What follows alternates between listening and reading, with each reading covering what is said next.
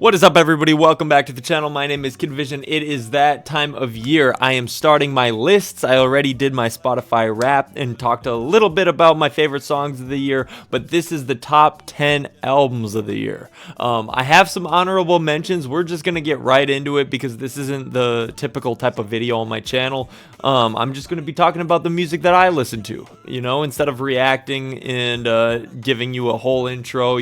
The people who are here are real ones who actually care about my opinion just a little bit. I mean, why would you be here otherwise, But yeah, before we get into the top 10, I got some honorable mentions. So the first one is Doechie's mixtape album. I don't think it's her debut. I think it's considered a mixtape still. Alligator Bites Never Heal.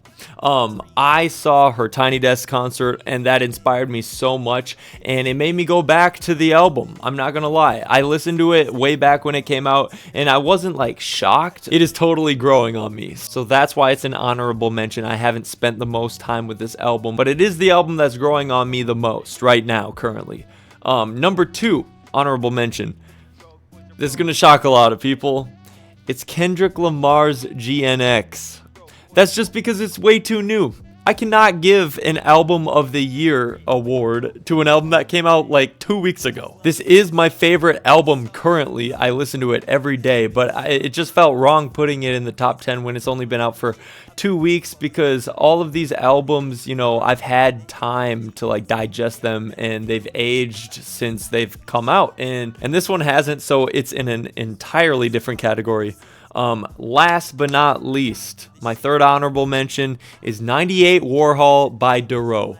Now, a lot of you will not know this album, and that's because I'm completely biased, and that's why it's an honorable mention. This is my good friend Dero. I have listened to this album for years and years, but it just came out this year, and since then I've been listening to it like crazy, so I would highly recommend you guys go check it out. It is like pop music mixed with rap, and it's experimental, some hyper pop influences in there too. It's crazy. It's like the most forward-thinking album I've heard in a long time. It was so refreshing, and I am very personally attached to this album. I was there during the whole process of its creation, so like I almost think of it as my album. Like it's like one of my babies, It is like I like to think it's a big part of like who I am musically and creatively. So definitely go give it a listen. I can't praise it enough. All right.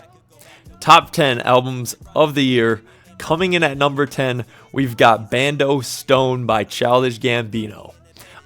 This album I was very, very hyped for, and it fell a tiny bit short, but I still come back to like 4 or 5 songs like almost daily on it, and it is very versatile, extremely versatile, and that's what I wanted from Gambino as a last album. And he is such a big part of my music taste. I've listened to him since I was a kid, and it just felt wrong to leave this off of a top 10 albums of the year list because it's his last album. It deserves it. I've listened to him for my whole life, so it's really, really sad, and it's a very big thing to celebrate when one of the artists I've listened to my whole life drops their last album. So that's why it's here. I have another vinyl right there, Awaken My Love. Much better than this album, but nevertheless, I put it at top 10. My favorite song is Yoshinoya. Number 9. We got Billie Eilish, Hit Me Hard and Soft. You can go watch my reaction.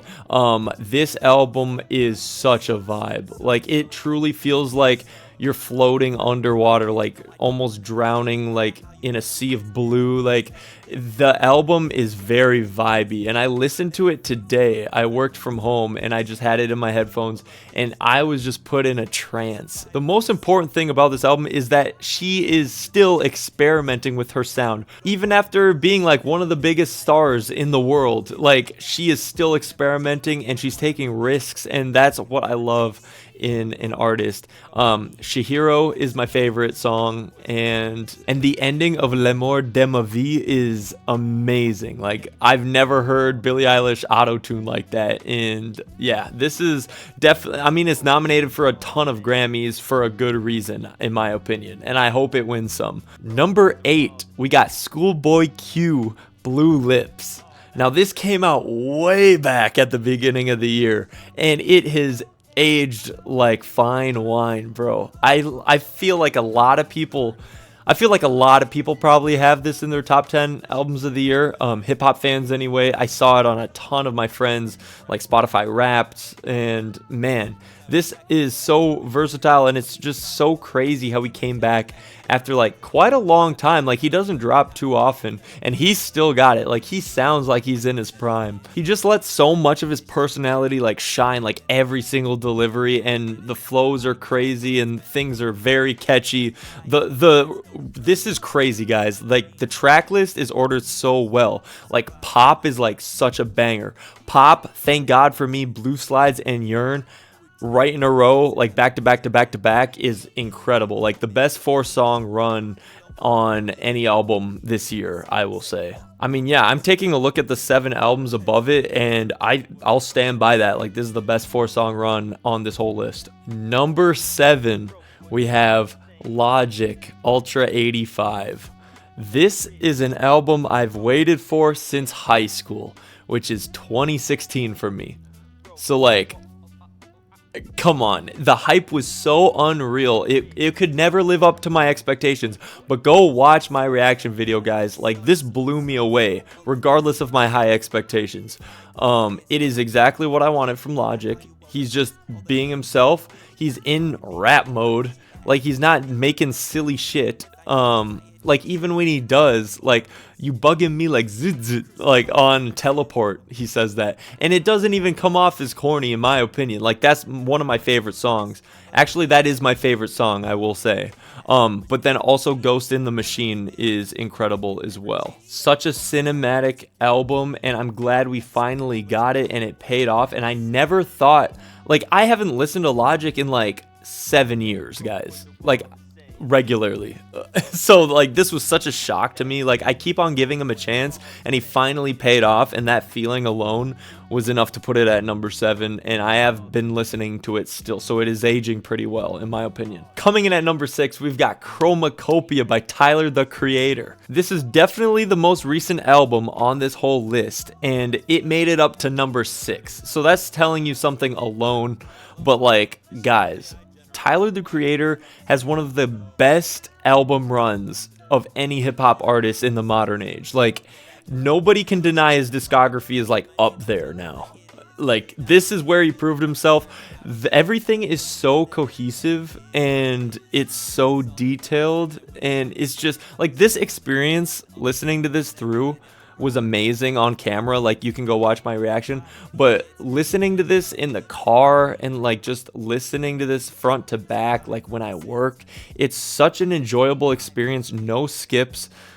Darling I is my favorite song, and I feel like that might be a hot take. I bet that's not a lot of people's favorite song. Sticky has gone crazy, like, virally, and Like Him is definitely one of the most personal songs I've ever heard Tyler, the Creator, come out with. And so it's insane how he's this deep into his career, and he's still shocking us with, like, storytelling and, like, just personal stories. Like, it's crazy. Just opening up to his fan base, period. It's something he hasn't really done much before. All right, now this is where we get to the heavy hitters, guys. Coming in at number 5, we have an artist I had never heard of before this year. It's Imaginal Disc by Magdalena Bay.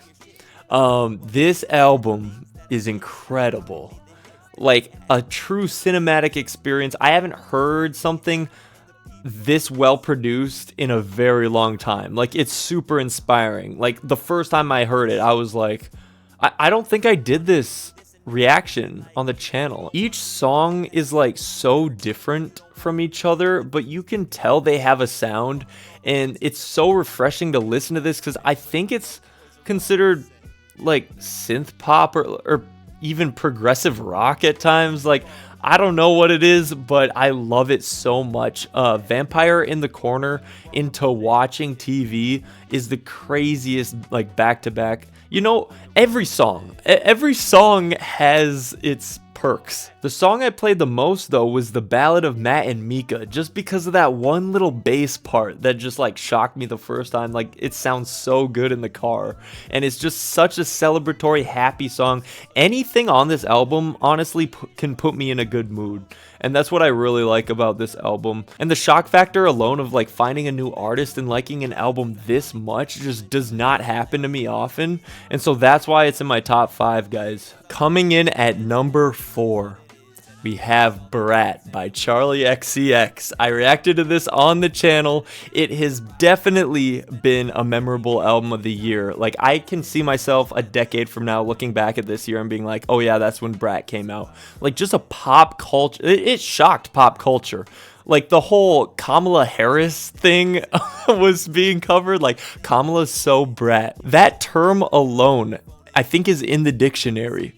In some dictionary. I don't know, like, if it's in Webster, but, like, I saw a news article like that, and it is just taken over. Like, the specific color of the album as well. Like, we're not even to the music yet, guys. I haven't even been talking about the music yet. Like, just the culture shock of Brat is incredible. If you would have told me that Charli XCX would have a year like this, like, a few years ago, I would have been like, hell nah.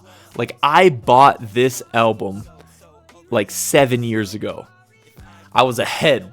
I was ahead of the curve. This is one of my favorite albums of all time, and that's why I have it on vinyl. But, like, bro, the pivot to, like, this dance music is amazing, and she's nominated for a bunch of Grammys, and it's so replayable too. It's scary.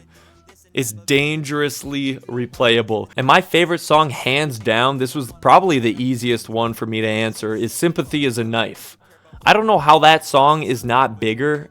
I mean, it is, actually, now that I'm looking at the streams, it's like the 6th most popular one on the album. But, like, even then, like, 360 has over 250 million streams, and so does Apple. Like, I didn't even really like Apple on my initial listen, which is just insane how, like, my least favorite songs have the most streams. So that's how you know, like, it's just a very versatile album. Like, it has something for everybody to like and gravitate towards. And it's just such a fun, happy album. The big 3. Coming in at number 3, we've got Dark Magic by Nothing Nowhere.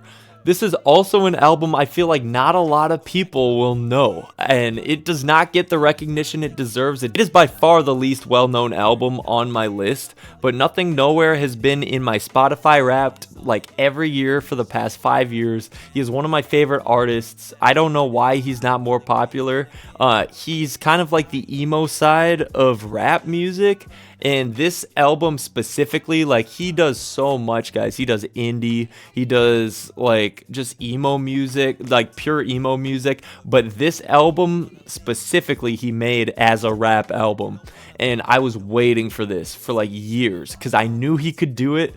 And it is banger after banger after banger. Like 18 songs, no skips. I mean, obviously, at this point, the top 3, no skips. You just have to go listen to this for yourself. It is so, like, moody, and it slaps so hard, and it's just a well put together album. He has, like, skits everywhere of, like, this weird dark magic wizard, like, being sighted and, like, doing stuff. It is just so crazy. I've mentioned this song in a couple reactions, like, I've made references to it, but Beige is my favorite song. And I would not have said that after first listen, but Beige has become my favorite song. There's so many bangers on here. Reaper Rap, Tunchi, Dark Magic, Shadowcraft, like, it is so good, guys. If you're still watching this video and you haven't heard this album or Nothing Nowhere at all, like, he's not even the most well-known, I would definitely go check this out, especially if you like the more edgy side of rap music. All right, guys, number 1 and 2 were the easiest decisions of my life. Number 2 is Scrapyard by Quadeca. Boom. I got the limited edition inverted cover signed vinyl.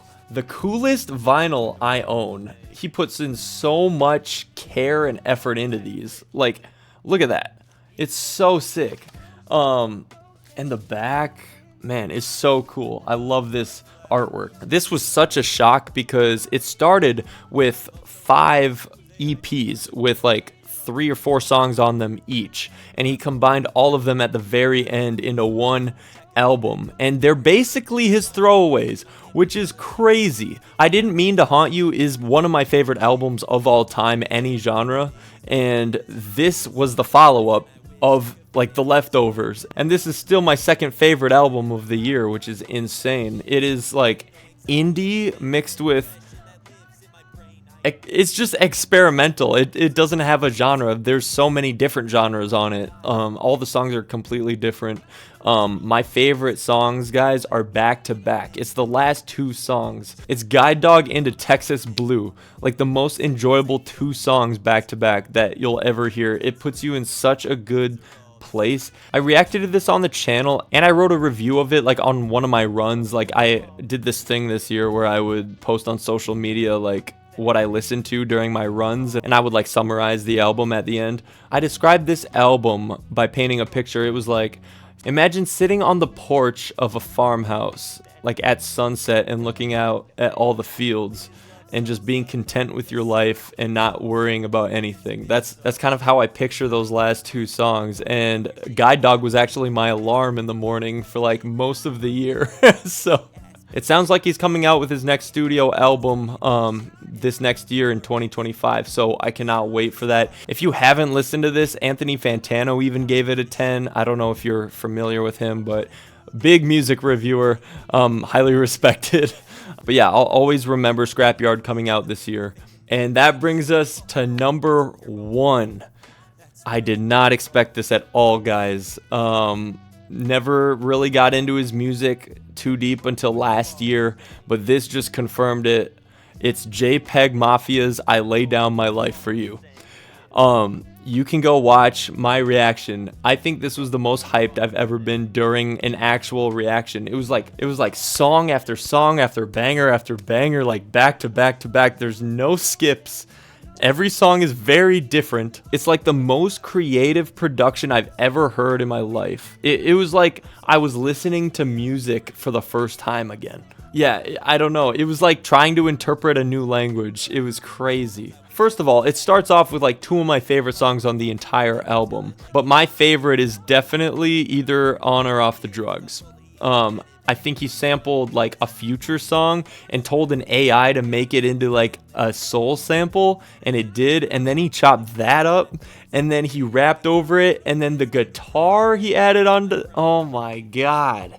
It is like the best song of the year. One of the best songs of the year is either On or Off the Drugs, easily. And I'm looking at the streams right now. Like, the average song is like 4 million streams, and that is ridiculous, because that's only like a bit more than Nothing Nowhere, and I guarantee a bunch of people watching this know who JPEG Mafia is and have no idea who Nothing Nowhere is. And it's like, I feel like JPEG Mafia is so much more well known in pop culture than these numbers suggest, and this album is like, it deserves more streams than his other albums, honestly. Like, I've listened to each JPEG Mafia album, and this is the one I can see myself coming back to the most. It's definitely like the album you should show somebody first if you're trying to get them into JPEG Mafia. Like, easy to listen to, like least experimental while keeping it, you know, catchy and everything. I don't know how to phrase it. I think you know what I mean. But man, this album, no skips at all. I'm trying to figure out other things to talk about with this album, but like, it's Dark and Hell is Hot is a DMX reference that I didn't even catch, but that is a DMX album, and that is a crazy song. Like, a lot of people didn't like that their first time, but it's like Brazilian funk is what it is, and that was like a whole new experience.